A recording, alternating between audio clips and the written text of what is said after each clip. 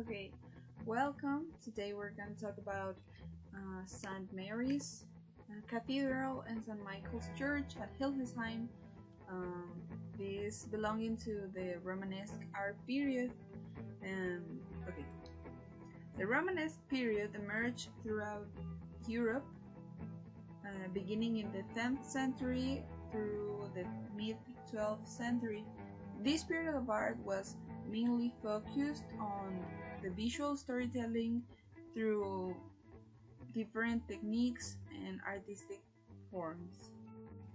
The movement's core remained identifiable across all Europe. These features included architecture on monumental size, a sense of sturdiness and weight, narrative and decorative purposes, no sense of dimension, hence abstract stylization of human body and animals and landscapes. Now, in the field of architecture, it was developed mainly out of the high demand for religious structures. Churches, monasteries, abbeys were dominant forms for the period. Ottonian architecture chiefly drew its inspiration from Carolingian and Byzantine architecture and represents an absorption of classical Mediterranean and Christian architectural forms with Germanic styles. Some features foreshadows the development of Romanesque architecture. In these particular cases of Romanesque architecture, cathedrals were popularized and became symbols of civic pride and religious devotion. A change presented was much larger than previous churches, also that were very expensive and time-consuming to build. Romanesque architecture also transitioned from wooden to stone roofs, an evolution on walls, windows, and now on a roof vault, this helping to support some of the weight of the roof, also using stone to carry sound so services can be heard even in the back of the congregation. Ottonian religious architecture tends to diverge from the model of the central planned church, drawing inspiration instead of the Roman basilica. This typically consisted of a long central nave with an aisle at each side and an apse at one end. When adopted by early Christians, the basilica plan assumed a transept perpendicular to the nave, forming a cruciform shape to commemorate the crucifixion. A hallmark of Ottonian churches was the westwork, a multi-story entrance tower at the west end of the church, symbolizing both religious and secular authority. The westwork often housed chapels and royal viewing galleries. This feature was later adapted and further developed in Romanesque architecture.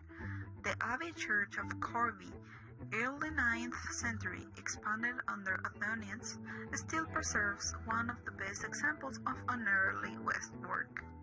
Most Ottonian churches make generous use of the round arch, have flat ceilings, and insert massive rectangular piers between columns in regular patterns, as seen in St. Cyriacus at Genrod and St. Michael at Hildesheim. St. Michael's at Hildesheim is one of the most important Ottonian churches, a double choir basilica with two transepts and a square tower at each crossing.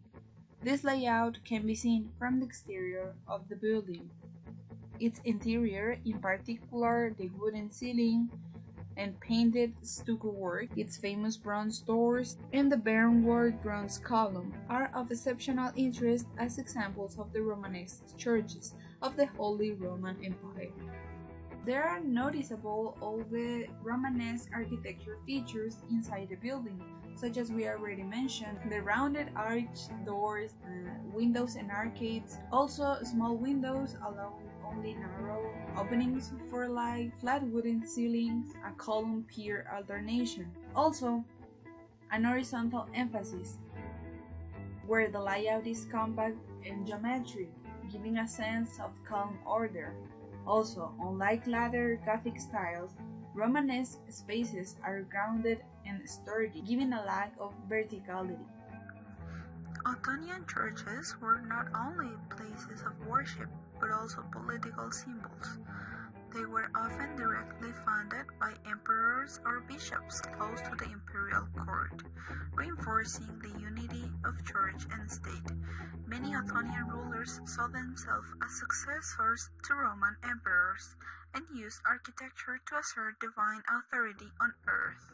Now, commissioned by Bishop Bernward, wanted a Benedictine monastery to be constructed on a hill linked with the Archangel Michael, just half a kilometer north of the city walls of his seat in Hildesheim. The structuring of the church began in 1010, and the unfinished monastery was dedicated to Archangel Michael on Archangel's feast day in 1022 by Bernward mere weeks before his death. These incredibly detailed doors depict 16 scenes in total, begin with the scenes on the left with stories of Genesis, and move into New Testament depictions on the right. The doors were crafted in this way to allow the viewer the opportunity to see the decline and holy redemption of humanity through Christ's resurrection. Very frequently, these depictions have turned up in stained glass windows, icons and manuscripts, illuminations, and so on. But at St. Michael's Church, it is taken to a whole other level. The ceiling is unique isopa as it is a full-scale depiction of the tree of Jesse. This monumental work measures 27.6 by 8.7 meters and consists of 1,300 oak boards. Is an early form of temporal wood applied directly to the oak planks that form the coffered ceiling. It depicts the genealogy of Jesus Christ from Adam and Eve to the Virgin Mary, following the line of descent from King David. The tree grows upward and outward across the ceiling, with kings, prophets, and Christ depicted as branches and leaves. At the very center is Christ enthroned, emphasizing his divine authority and the fulfillment of prophecy.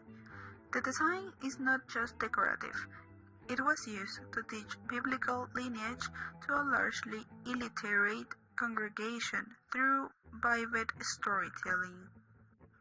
This ceiling is one of the oldest surviving large-scale painted wooden ceilings in Europe.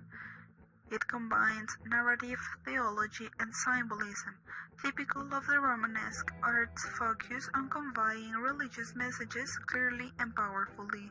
The style reflects a transition from the rigid Ottonian style to more fluid Romanesque storytelling with more expressive figures and visual flow.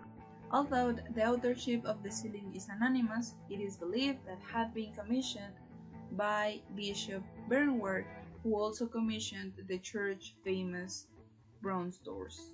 The work is a notable example of Ottonian Romanesque art, and it has been recognized as a UNESCO World Heritage Site.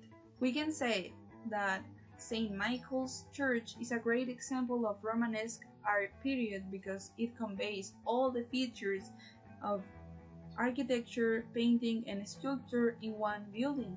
It contains a sense of light and a sense of subtle color, allowing the viewer to enjoy the whole artwork without feeling overwhelmed, which must be the case with other art periods. Well, I really enjoyed this research because it involves a sense of creativity in the ceiling, and the color of the domes is my favorite. And doing that, unbreaking the rules of the period is amazing.